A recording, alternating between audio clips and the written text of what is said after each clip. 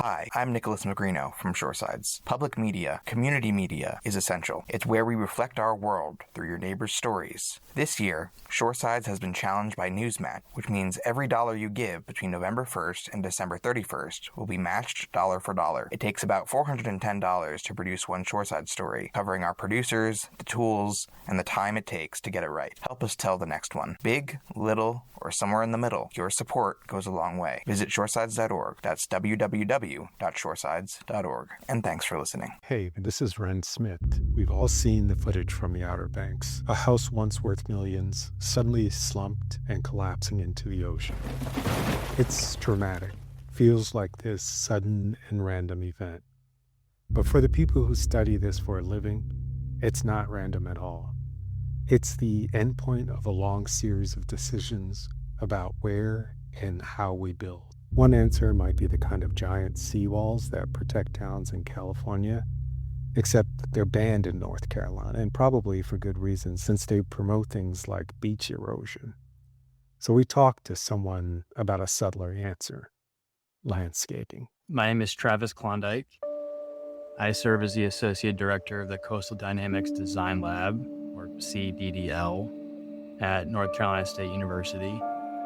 Welcome to Shoresides, where we tell stories about coastal North Carolina. We're a small technical assistance group.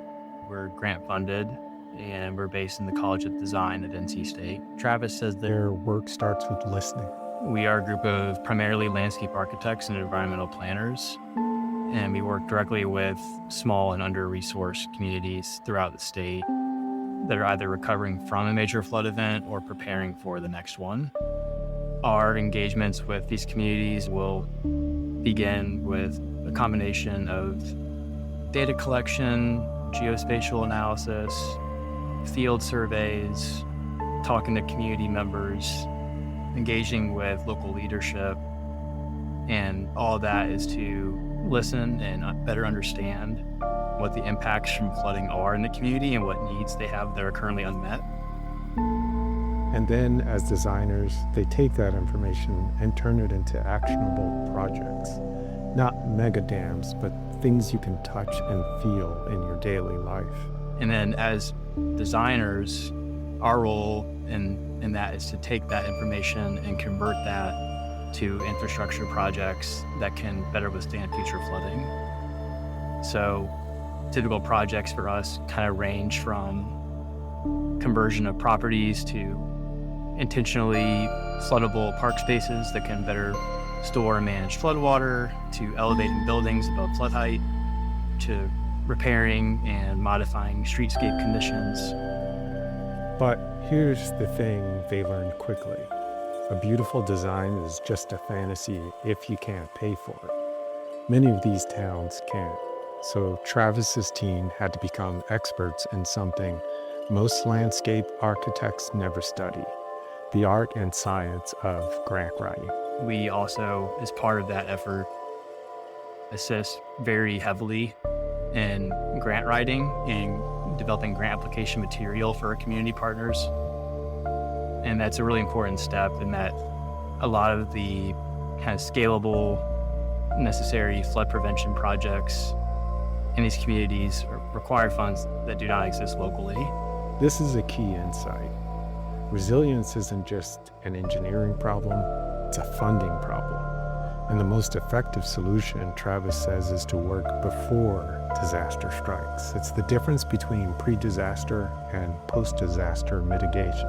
We have worked in a couple of communities where we were already doing a planning exercise in response to a flood when a second, more severe flood came. And in both of those situations, those communities have been very successful in quickly receiving multiple grants to build what has been proposed. So let's go back to that collapsing house in the Outer Banks. From Travis's perspective, that collapse isn't just about waves and erosion.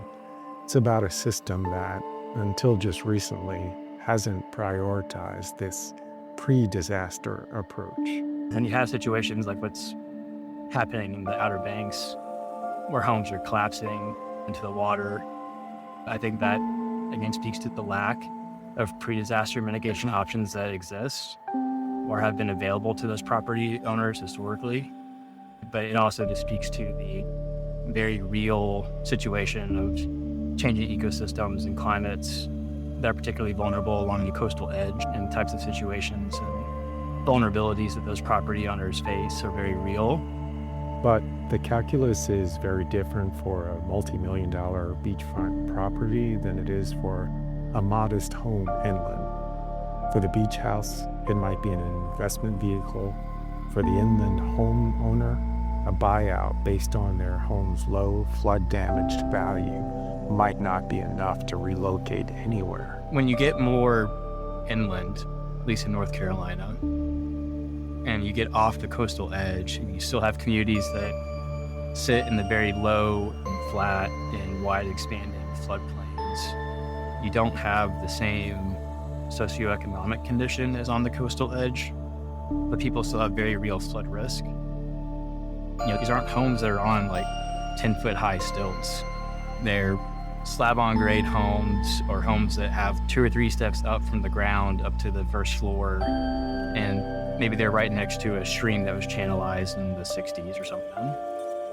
And in those cases, these property owners are very much at risk. So whether it's a coastal mansion or an inland family home, the best defense is a good offense.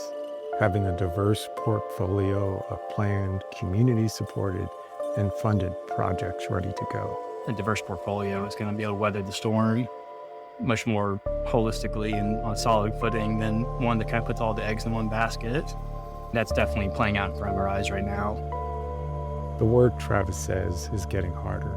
Public conversations about climate and relocation are more contentious.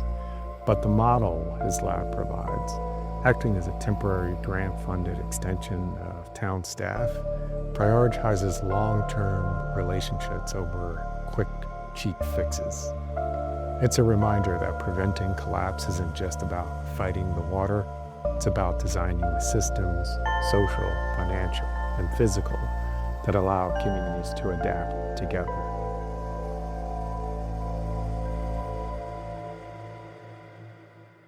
This is Shoresides. Thanks for listening.